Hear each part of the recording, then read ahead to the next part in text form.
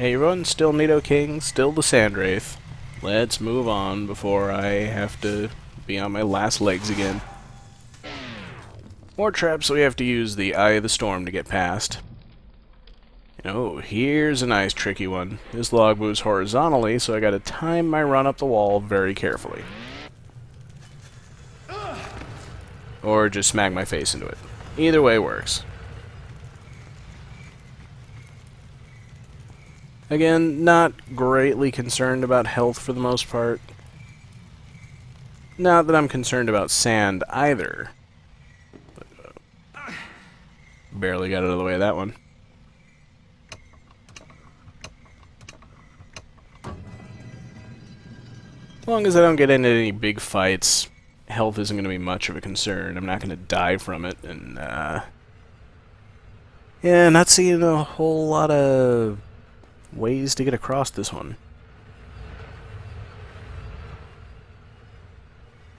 Almost looks wrong in a way, I don't know. Guess I just, run for it? Yeah, that was completely wrong. I don't know what I was thinking. Can't even try running across on that side. There's a beam up on the ceiling. I don't think I can jump. Oh, there's the part that I can jump to. Or not.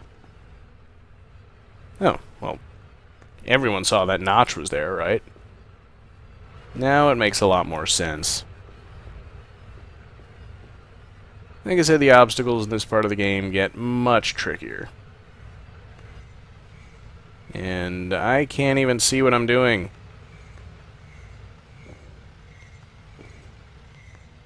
But I'll take it. I mean, is it bad that the only times I show any kind of competence are when I have no idea what I'm doing? Let's see if I can get up to the ceiling here. Nope. They really don't make this easy.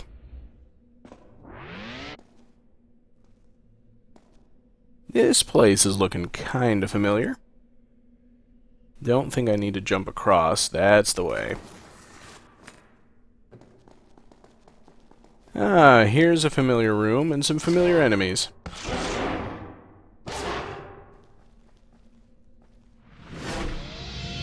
I got enough sand to take them all out now.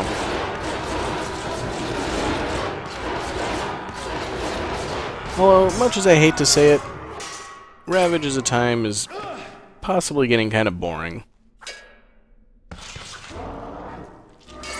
Just take this guy out the fair way.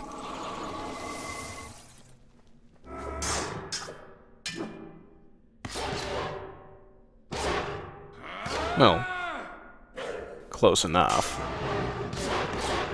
I think counter moves are probably about the only way to go here. Especially when I can actually pull them off. And now into another familiar segment of the game. Although, I want to make sure I'm not missing a way to slide down here and take care of that broken wall that I saw in a previous video. You might remember me pointing that out during the guest commentary with Gimbal Lock. Turns out I think it was just that wall that I already broke open on the side to get to the switch that led to the life upgrade. And they showed it in the... okay, whatever. No, run up. I hate the controls. I hate the controls so much.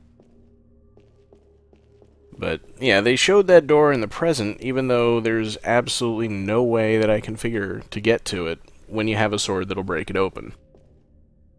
Just because it's still there.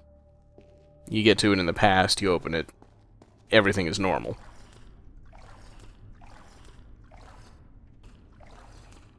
Now, just gotta climb up this room again. I think I remember how to do that. Although it turns out you can jump straight up from here, too.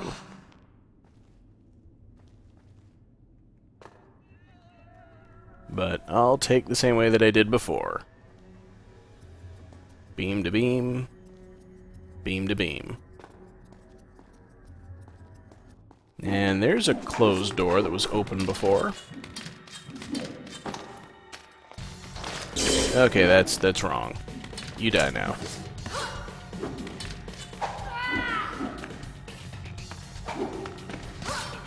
Kind of afraid to use Ravages of Time against these. They'll just jump on me.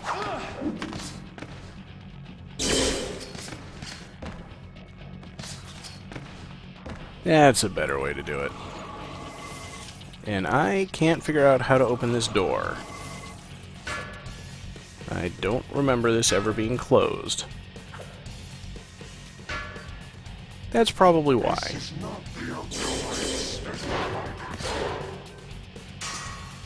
And then, of course, the bookcase is here in the opposite formation than they were when I first found them. Why'd they die so quickly? I don't get that. Normally they take a billion hits, and this time 2 seconds. I can turn the lever while Ravages of Time is still going.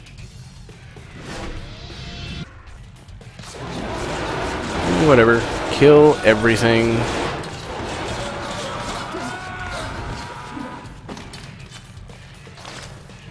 This is the same game that I was praising before for having the best combat in any Prince of Persia game. I know it. It's in here somewhere.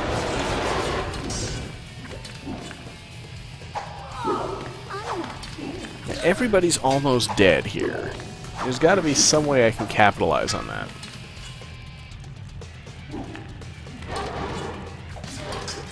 It'll help if I stop missing them so much. Alright, that worked a bit better.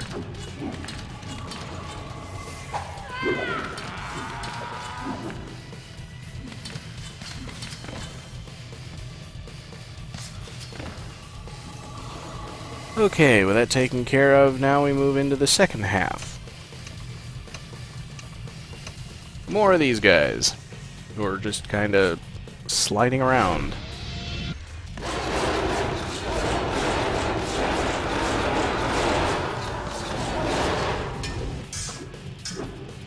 Variety or getting things done quickly.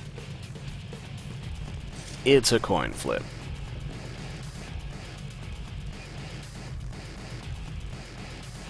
Is that actually sand just dripping off the prints from time to time? I don't think so. Something seems kind of off about that, but it would be kind of a neat effect if that is what they're going for. I think that was just dust. You know, nobody's entered here for a while. This is before the prints came here earlier in the game. That is still so confusing. Because the sand portals that the prince activates later are already activated when you're the Sand Wraith.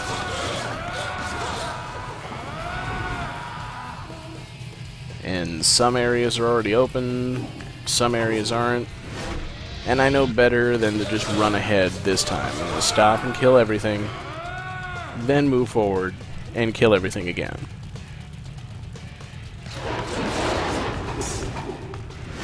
Although that's a lot of everything to be killed.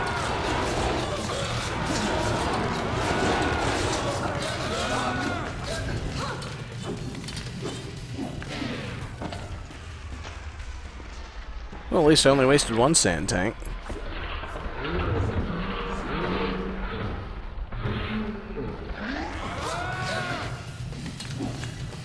Why do you all take so many hits? Stop living so long. To get in some counters here or something.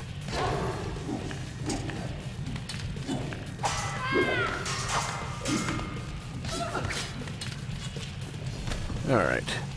Now things look a lot more manageable. Although that was a weird camera angle. That I just run too close to something that I can actually grab and the camera decides to switch to what it's supposed to do when I'm already up there. There we go. All of a sudden they take so much offense to my charge attack. Alright, counters it is. Yeah, I should have stuck with my convictions. All counterattacks, all the time. Okay, that didn't work either.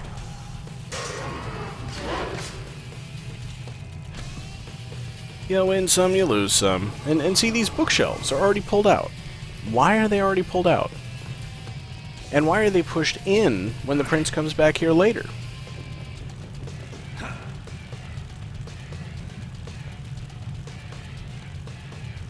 Not thinking about paradoxes.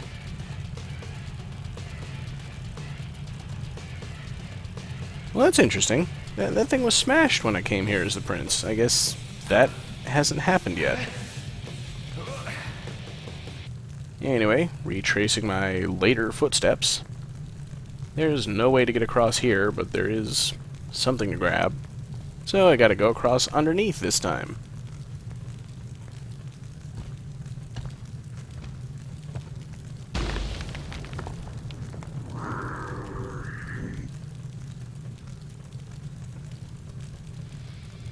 Well, fortunately he can't see me, and now I can't go any further, so it's back up to the top path.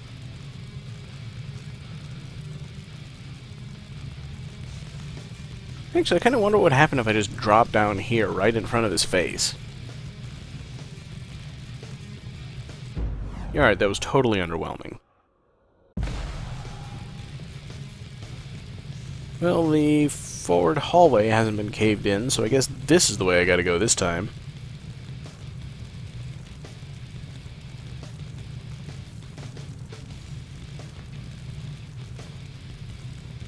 Seems like maybe I could just cross the library and come out of the mechanical tower like I did before. Just try and catch me. Yeah, that's good. Taunt the Dahaka, because it hasn't been a threat before, has it?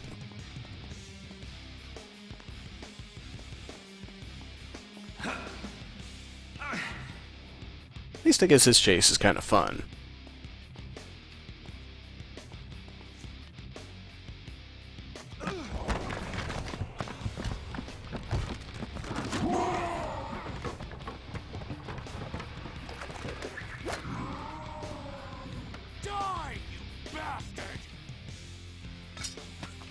And I guess that's the end of the Dahaka. Well, seems we're taking care of loose ends one at a time here. Guess we still got one encounter with the prince left. And this place.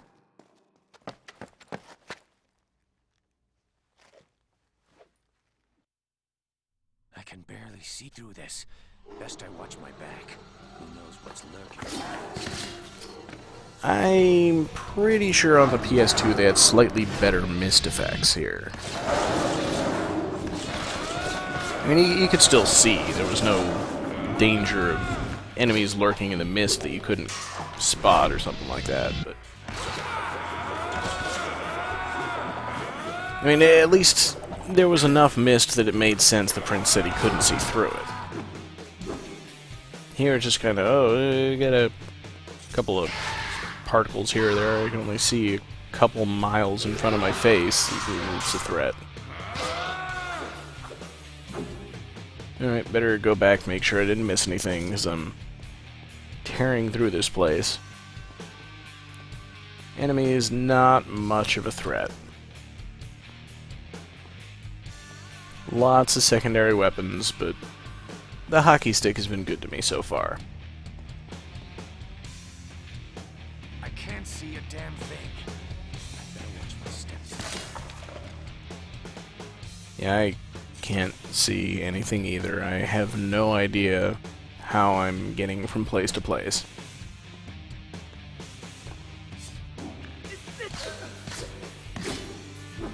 I'm beginning to think maybe I should do the bonus video entirely on the PS2 version. But there we go. That is what convinces me that you can't just knock enemies off the ledge, because that guy should have fallen off so many times. And over here we've got what look like grabbable ledges falling from the ceiling. Not going to be able to proceed that way. There's a ledge. Just hop up there and grab it.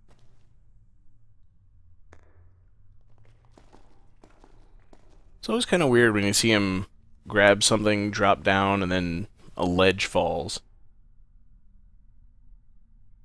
Careful, careful. I mean, that kind of thing happened all the time in Sands of Time. This game, not so much. That door. The switch that opens it has to be around here somewhere. If only I could see through this fog. And here it is a little difficult to see because the room is actually big enough that the low visibility matters. And we get lots and lots of dogs. And the prince pulls out no weapon at all. It's not the last time something like that is going to cause some very humorous graphical effects. But just to save myself a little sand, I'm going to reserve my Ravages of Time when there's more than one enemy to kill. And try and just use fancy moves.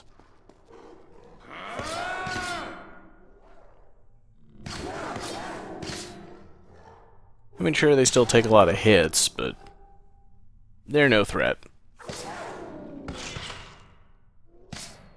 That's right, forget that old let's attack them all at once thing, and just keep coming at me one at a time. Now there's a threat.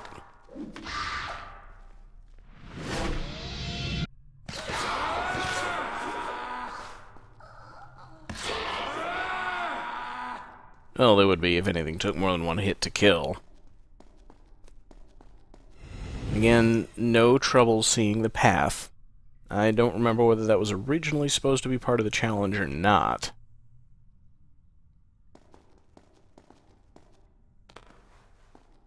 Those jumps don't look safe. And there's the switch.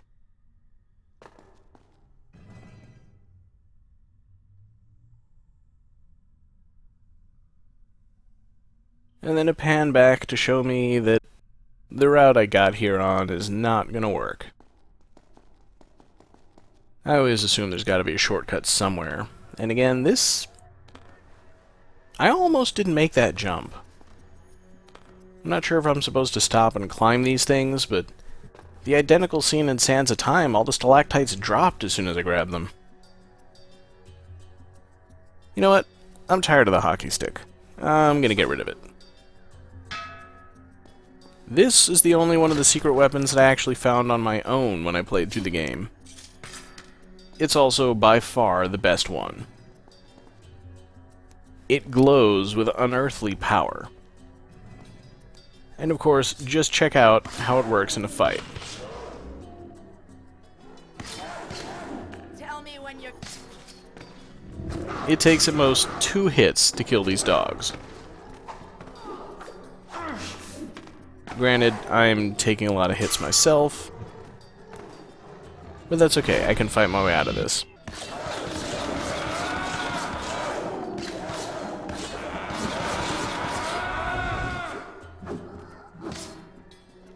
More dogs, don't care.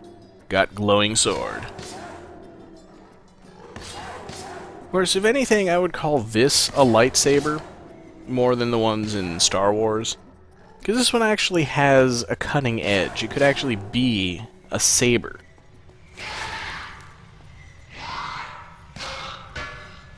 I'm just going to use this thing. I'm going to kill everything. And again, the glowing sword just pretty much lasts forever.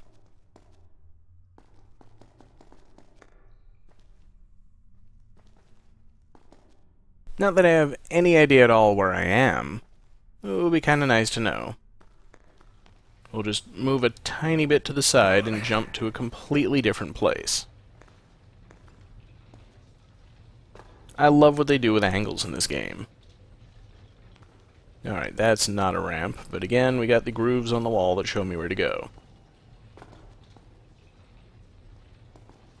And hey, I see a fountain over there.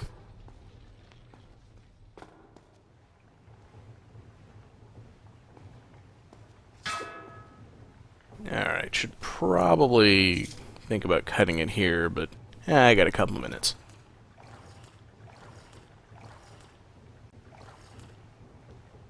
Let's press on, because I think I know where I am now. Recognize this hallway? This is one that we've only seen from the other end, and I said that there was no way to traverse it in that direction, because it's an exit.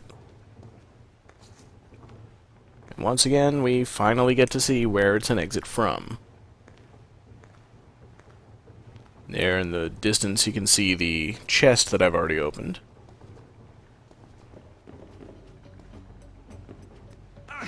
And we're back to familiar territory in the mechanical tower.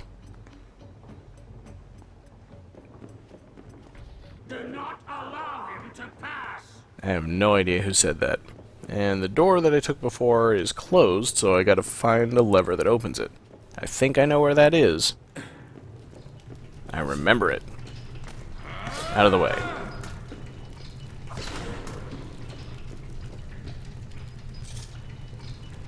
And cutscene. No? Okay. What do you want from me? My other self still works to activate the towers.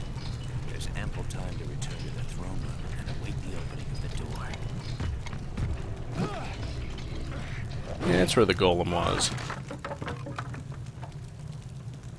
And apparently when I went through that room before, the sand wraith was in this cabinet the whole time. Towers. He has activated them. Am I too late? I have come too far to fail. Well, at least the gate is open, so we can move on. Mistime my swing yet again.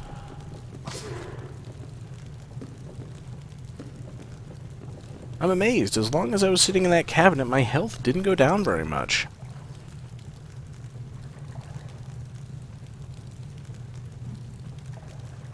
But at this point, all I've got to do is escape the tower. And the tricky part is that when I came here before, I was going up to the top. Now I need to get down to the bottom, so I take a slightly alternate route.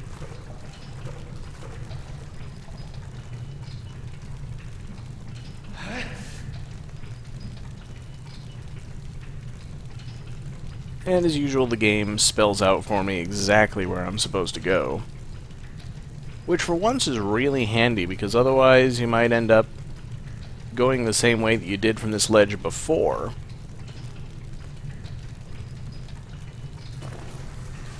See, over that way I could go and, well, climb right back to where I was. I was pretty sure that was going to happen, but I had to try it anyway. Alright, glowing sword.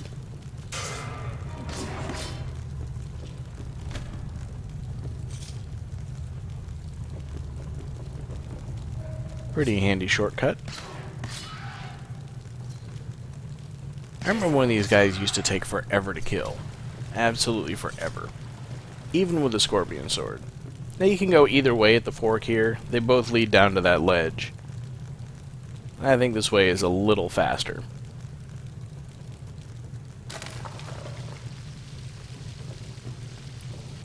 And now we get to go through this trap-filled corridor in reverse. But, alright, I think I'm done here. Next time, I think I'm going to make it all the way to the final boss. So, see you guys for the end of the game next time.